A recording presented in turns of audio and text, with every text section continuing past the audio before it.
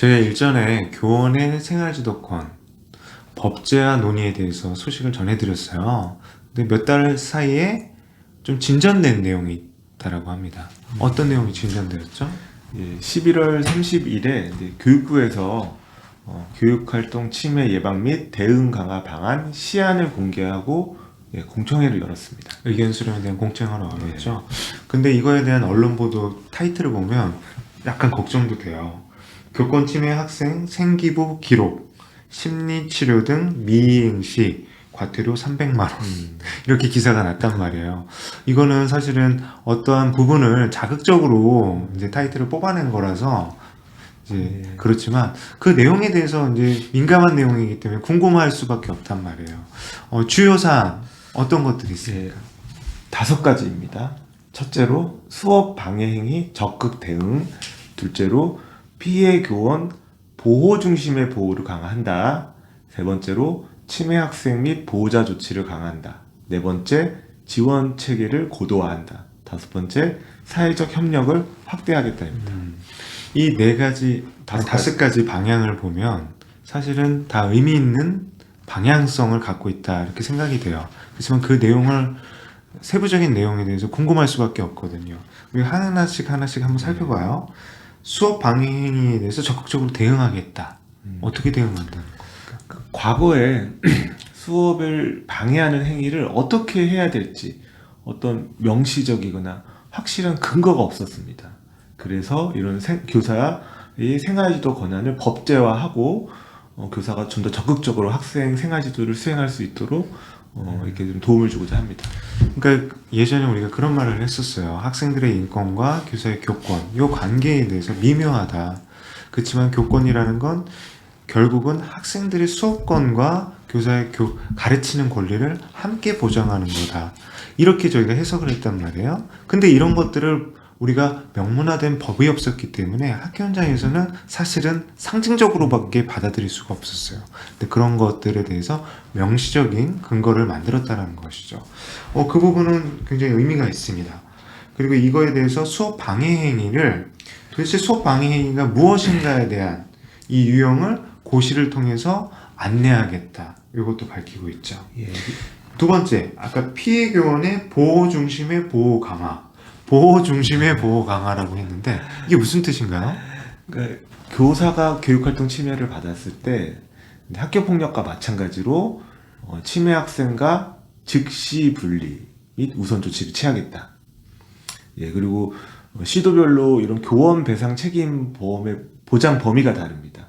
근데 그런 것들을 시도별 편차 없도록 이런 교원의 피해 대응에 대한 보상 법률을 지원하겠다.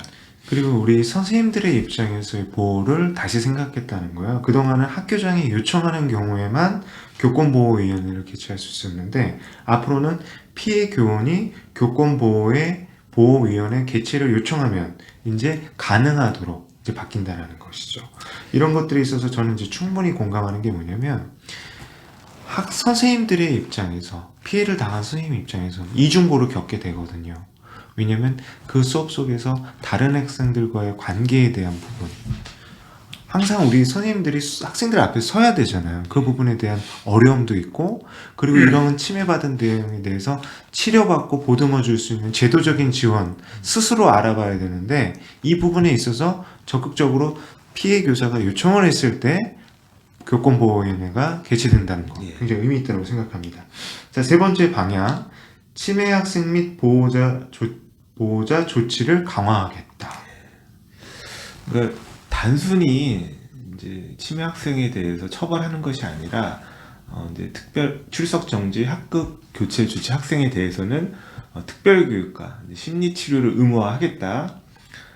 그리고 이런 교권보호위원회 조치에 대해서 이제는 강제적으로 학교장이 미이행 시에는 추가적인 징계 조치를 할 수 있다. 그리고 이게 좀 논란이 많이 되고 있습니다. 중대한 침해 조치 사항에 한해서 학교 생활기록부에 기재할 수 있다. 그래서 저는 이런 것들을 생각해요. 학생들이 생활기록이 기록이 된다라는 거에 자꾸만 포커스를 맞추기보다는 엄정한 잣대 그리고 원칙을 마련했다라는 거예요. 이제 포커스를 맞출 것 같아요. 그래서 이제 교권 침해를 당한 선생님들과 제가 간혹 이야기를 나눠볼 때가 있습니다. 근데 그 선생님들은 대부분 가슴앓이를 하시거든요. 당신은 선생님이니까 스승의 마음으로 포용해야 된다. 그리고 선생님이 그거를 학생에 대한 어떤 그 조치를 취한다는 거 말이 안 된다. 이런 저희가 선생님에 대한 일방적인 희생을 강요하기보다는 엄정한 원칙과 기준을 수립하고, 그리고 교사 스스로가 그 속에서 교육적으로 해결할 수 있는 어떤 노력들을 함께하는 것, 이것을 살펴봐야지 아무런 잣대 없이 교사가 감내해라, 이건 말이 안 되는 것 같아요. 근데 이제 이 부분이 논란이 될 수 있는 부분은 사실은 지금까지와는 완전히 다른 관점이거든요. 대 선생님은 어떻게 생각하세요? 그러니까 생활기록부에 기재를 하게 될 경우에는 이제 이런 피해 교원이 또 소송이나 여러 가지 이제 갈등에 또 처해질 수 있겠다. 그리고 그런 학생들, 심각한 이런 치매 학생을 한 학생은 이제 교육이 더 필요하다. 그래서 깊이 뭐 이렇게 좀 장기 교육이라든가 아니면 별도 대안학교에서 교육을 받게 하는 거지. 제 개인적인 생각은 근데 생활기록부 작성이라 하면 되게 어떻게 보면은 경고장 같은 느낌이지만 학교 현장을 더 어렵게 할 수 있다라는 생각이 듭니다. 저는 그거하고 조금 생각이 달라요. 단계적 조치라는 거예요. 그러니까 이러한 사안이 발생될 정도의 학생이라면 그거는 문제의 소지가 있다라는 거죠. 그 문제의 소지는 단순히 학교라는 울타리가 아니라 사회적 상규의 개념에서 봤을 때 용납이 안 되는 사안이에요. 근데 이 부분에 대해서 저희가 계속 그 골문대를 놔두고 한다라면 그 피해는 결국은 다른 학생들한테 가거든요. 이 부분에 있어서 저는 어떤 학생들이 일회적이고 일시적이고 그리고 경미한 사안을 했을 때 적용되는 사안은 아니라고 생각합니다. 그리고 아까 우리 피해 교원이 어떤 소송의 대상이 될 수 있다고 생각했는데 그거는 절대 그런 일이 일어나서 안 되죠. 이거에 대해서 교권보호위원회는 학교와 그리고 교육청이 그 역할을 하는 것이고 선생님이 그 학생들한테 징벌을 내리는 것은 아닙니다. 그렇기 때문에 그런 오해는 없으셨으면 좋겠어요. 저는. 예. 그리고 이제 네 번째 지원 체계 고도화입니다. 그래서 이런 전담 지원 기구 설치로 연구 정책을 수행을 하고 시도 교육활동 보호센터를 지원한다고 합니다.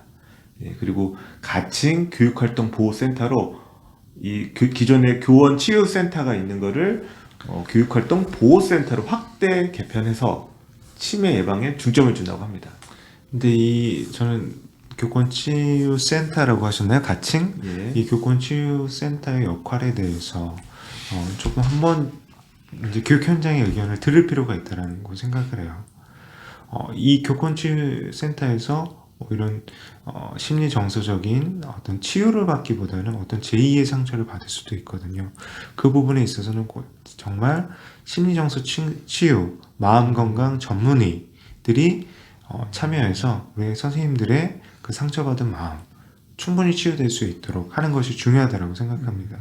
실제로 우리 학교 현장에 선생님, 학생, 학부모 그리고 관리자 모든 분들이 이제 마음의 상처를 입으시는 경우들이 있거든요.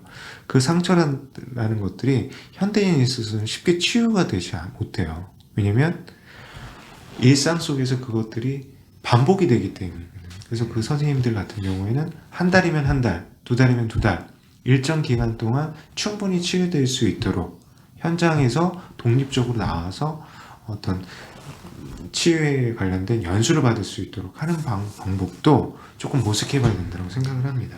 그래서 교권 침해에 대해서 학생들의 인식이 되게 낮습니다. 특별한 교육을 받고 있는 것도 아니고, 그래서 이런 교권보호위원회가, 교권보호활동, 보호센터가 생긴다 하면, 학생들 대상으로 한 교육 프로그램을 개발한다거나, 이런 홍보나 안내도 좀 활성화했으면 좋겠습니다. 자, 다섯 번째, 사회적 협력을 확대한다. 어떤 내용입니까? 그러니까 아까 제가 홍보가 중요하다, 학생들 인식 개선이 중요하다 했는데, 이제는 학교 안에서뿐만 아니라 사회 전반에 걸쳐서 정부, 민간, 교육 주체들의 협의체를 구성하고 개선 과제 발굴 및 교권보호 문화 조성, 그리고 대국민 인식 제고를 위한 다양한 홍보 캠페인, 그리고 학부모 지원센터, 시민단체와 지속가능한 협업을 추진하겠다라고 합니다. 이 부분에 있어서는 저는 문화의 개선이 굉장히 중요하다고 생각해요. 이제 학교 현장에서 교권 침해 사안이 발생했을 때 대부분의 학교들은 이 사안들을 은밀하게 쉬쉬하면서 처리하기를 원해요. 그 이유는 충분히 알고 있습니다. 그렇지만 발 없는 말이 천리 간다는 것처럼 그런 사안들에 대해서 확인되지 않은 내용들이 많이 퍼지고 있어요.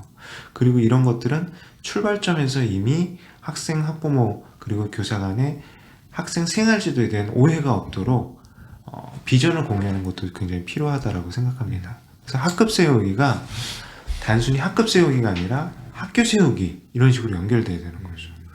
학기 초에 학생들을 어떻게 존중할 것인가, 우리 선생님들을 어떻게 존중할 것인가, 그리고 그 속에서 학생과 학부모, 교사 간에 지켜야 될 예절과 기본적인 존중은 무엇인가, 이거에 대한 안내, 그리고 이 일 속에서 지역사회 유관기관들과 함께하는 외부 전문가들이 참여해서 교육이나 홍보 이런 것들을 함께 해주셨으면 좋겠다, 이런 생각을 해보게 됩니다.